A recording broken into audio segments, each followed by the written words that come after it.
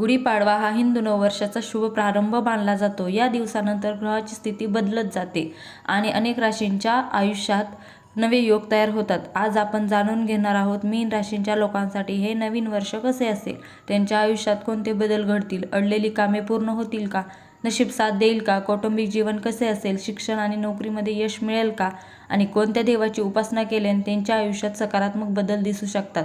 जर तुमची रास मीन असेल तर हा व्हिडिओ शेवटपर्यंत नक्की पहा, कारण गुढीपाडव्यानंतर या राशीच्या लोकांच्या आयुष्यात काही महत्त्वाचे बदल होण्याची शक्यता दिसते. मीन राशींचे लोक स्वभावाने खूप संवेदनशील, दयाळू आणि भावनिक असतात. हे लोक इतरांच्या भावना सहज समजून घेतात आणि कोणालाही दुखावणे त्यांना आवडत नाही. मीन राशींचे लोक कल्पनाशील असतात. कला, संगीत, लेखन किंवा आध्यात्मिक गोष्टींकडे त्यांचा विशेष रस असतो. हे लोक अनेक वेळा इतरांच्या भल्यासाठी स्वतःच्या भावना बाजूला ठेवतात, मात्र कधीकधी याच स्वभावामुळे लोक त्यांचा गैरफायदा घेतात. पण मीन राशींचे लोक मनाने खूप शुद्ध आणि प्रामाणिक असतात, त्यामुळे वेळ येते तेव्हा त्यांना नशिबाची साथही मिळते. गुढीपाडव्यानंतर मीन राशींच्या लोकांच्या आयुष्यात हळूहळू सकारात्मक बदल दिसायला लागतील. ज्या लोकांची काही कामे खूप दिवसापासून अडकलेली आहेत त्यांना आता मार्ग दिसू शकतो. काही लोकांना अचानक एखादी चांगली संधी मिळू शकते. नवीन कामाची सुरुवात, व्यवसायात बदल किंवा नवीन योजना सुरू करण्यासाठी हा काळ चांगला ठरू शकतो. कौटुंबिक जीवनाच्या दृष्टीने हा काळ मीन राशींच्या लोकांसाठी मध्यम ते चांगला राहू शकतो. घरातील काही गैरसमज हळूहळू दूर होण्याची शक्यता आहे. ज्या लोकांच्या घरात वाद किंवा तणाव होतात तिथे शांतता निर्माण होऊ शकते.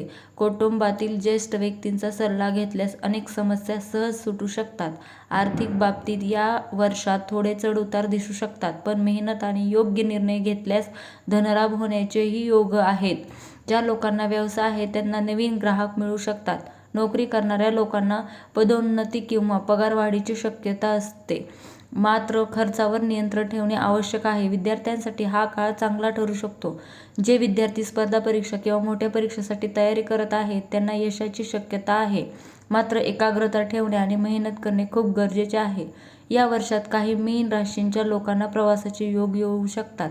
काही प्रवास कामाच्या निमित्ताने असतील तर काही प्रवास धार्मिक असू शकतात. विशेषतः एखाद्या तीर्थस्थळी जाण्याचा योग काही लोकांना येऊ शकतो. प्रत्येक वर्षात काही अडचणी असतातच. मीन राशींच्या लोकांसाठी कधी कधी मानसिक ताण वाढू शकतो. लोकांवर जास्त विश्वास ठेवणे कधी कधी नुकसानकारक ठरू शकते, म्हणून निर्णय घेताना विचारपूर्वक निर्णय घ्या. मीन राशीचा स्वामी ग्रह गुरु मानला जातो, म्हणून या राशींच्या लोकांनी गुरुवारच्या दिवशी देवाची पूजा करणे लाभदायक ठरू शकते.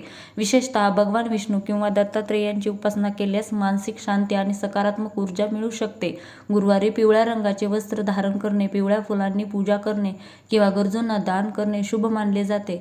एकंदरीत पाहता गुढीपाडव्यानंतरचे हे वर्ष मीन राशींच्या लोकांसाठी काही नवीन संधी घेऊन येऊ शकते. जर त्यांनी संयम ठेवला, मेहनत केली आणि सकारात्मक विचार ठेवले तर अनेक अडथळे दूर होऊ शकतात आणि यश मिळू शकते. आयुष्यात कोणताही काळ कायमचा नसतो, म्हणून अडचणी आल्या तरी घाबरू नका आणि स्वतःवर विश्वास ठेवा.